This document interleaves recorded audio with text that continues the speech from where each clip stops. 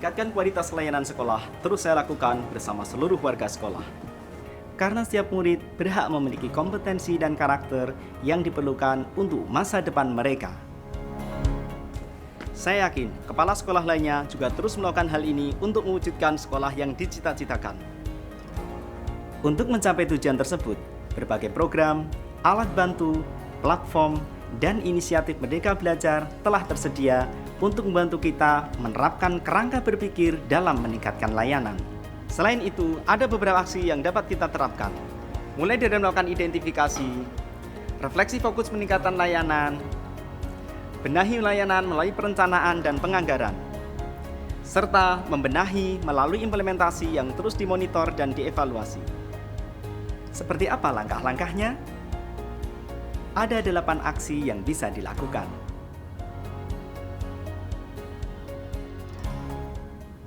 Sebagai langkah awal, untuk dapat memahami kondisi layanan sekolah, kita perlu mengumpulkan data.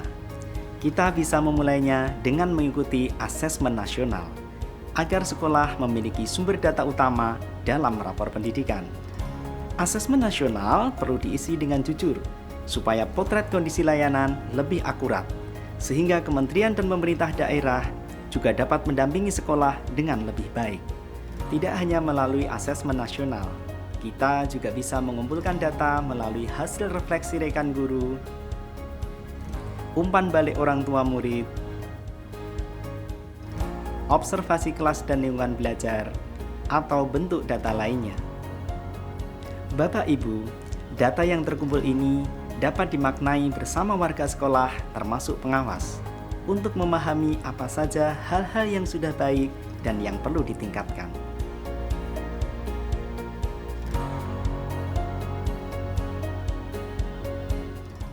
Setelah memahami kondisi sekolah, Bapak dan Ibu bisa mulai menentukan fokus peningkatan layanan. Karena sumber daya sekolah terbatas, maka pilihlah yang paling berdampak bagi murid.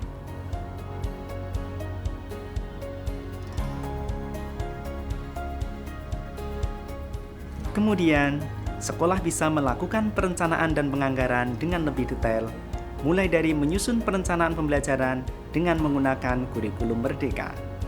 Dengan kurikulum Merdeka, sekolah bisa merancang kurikulum satuan pendidikan yang sesuai kebutuhan peserta didik. Rencana pembelajaran selama 1 tahun kemudian dapat dituangkan dalam kalender akademik yang akan menjadi acuan bagi seluruh warga sekolah.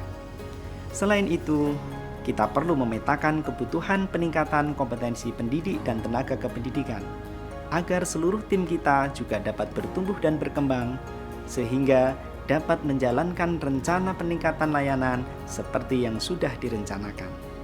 Setelah kita menyusun perencanaan pembelajaran dan peningkatan kompetensi pendidik dan tenaga kependidikan, waktunya merekap seluruh rencana program dan kegiatan menjadi rencana kerja tahunan atau RKT.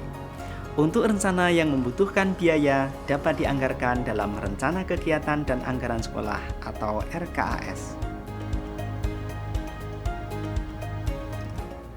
Di tahun ajaran baru, kepala sekolah bersama seluruh warga sekolah mengimplementasikan rencana yang sudah disusun. Pendidik dan tenaga kependidikan juga bisa terus mengembangkan dirinya dengan memanfaatkan berbagai komunitas belajar atau belajar mandiri melalui platform Merdeka Mengajar.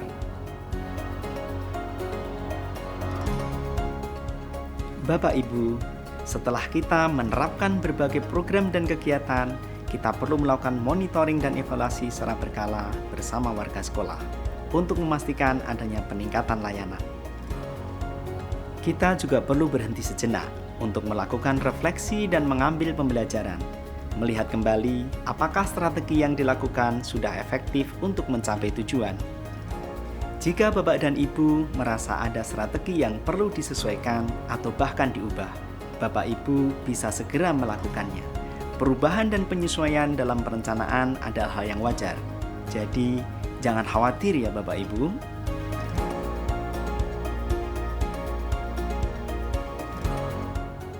Semoga dengan kita melakukan identifikasi data, refleksi untuk menentukan fokus prioritas, dan benahi melalui berbagai program dan kegiatan, kita bisa terus memastikan murid-murid kita mendapatkan pembelajaran yang berkualitas, sehingga mereka dapat mencapai kompetensi dan karakter yang dibutuhkan untuk kini dan masa depan. Bapak Ibu, ini bukan tentang seberapa jauh atau cepat perubahan terjadi. Yang terpenting, mari selangkah demi selangkah bersama tingkatkan kualitas layanan satuan pendidikan secara berkelanjutan.